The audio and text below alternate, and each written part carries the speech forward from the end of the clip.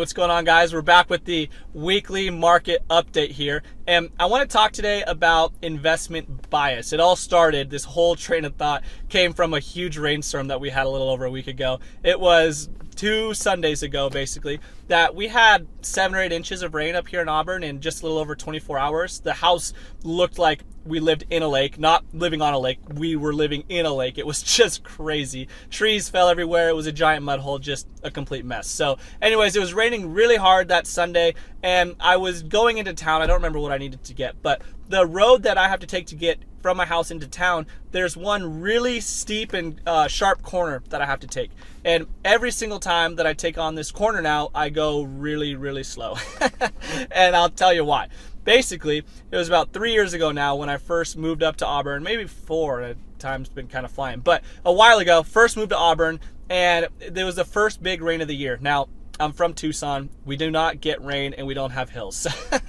So I'm not really used to driving on steep, slippery grade. But when this rainstorm took place, same thing. I'm going into town and I was kind of in a rush. I don't really remember why. I just, some of those times where you just want to get in and out, get back and keep on with your day. So I'm driving around this corner, doing about 25 miles an hour, and not even that crazy fast. And then when I get to the corner, I hit the gas a little bit so I can just take off and get on with my day, right? So as I hit the gas a little bit, all of a sudden I remember I don't have control of the tires anymore.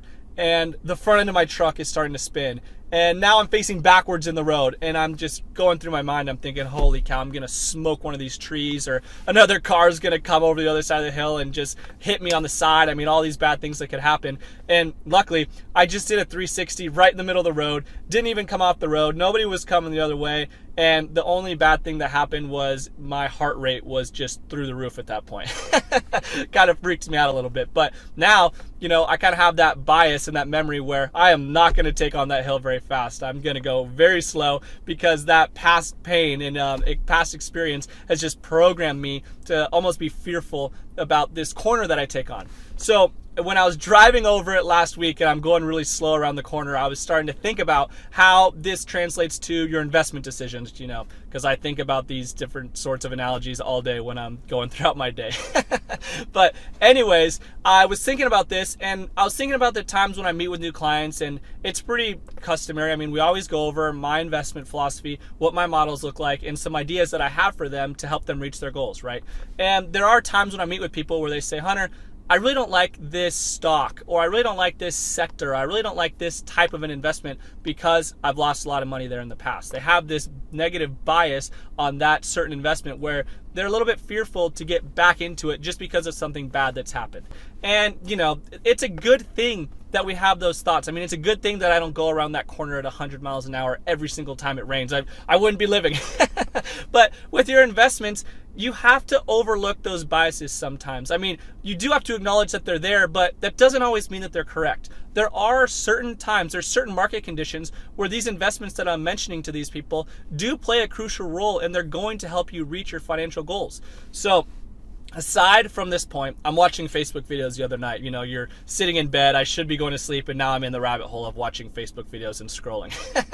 It's the worst habit. I fall into it sometimes. But I always get, well, first off, I get prank videos. I like watching those ones. But I get financial investing videos, believe it or not, that come up on my Facebook feed. So I'm watching this video, and it's a teacher telling telling professional sports athletes of how they should be managing their money. So it was pretty intriguing to me. I wanted to see what this guy had to say, so I just watched it for a little bit. It was only like 5 minutes. And the gist of this whole video, the teacher starts off by saying, guys, you really have to be smart with your money.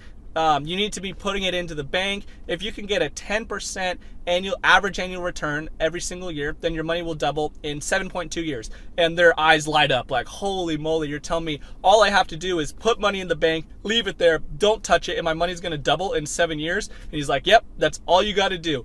And you don't wanna use a financial advisor, because what's the point of them taking a percentage of your money away? I mean, you guys understand it now, just put the money in the bank and leave it.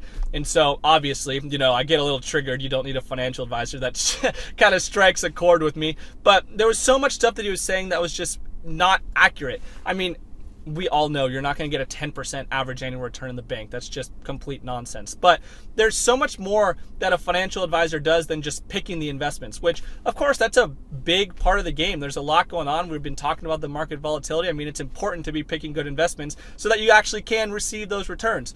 But not even talking about the different aspects of financial planning with tax planning and looking at the different type of accounts to open up and all these sorts of things that we talk about.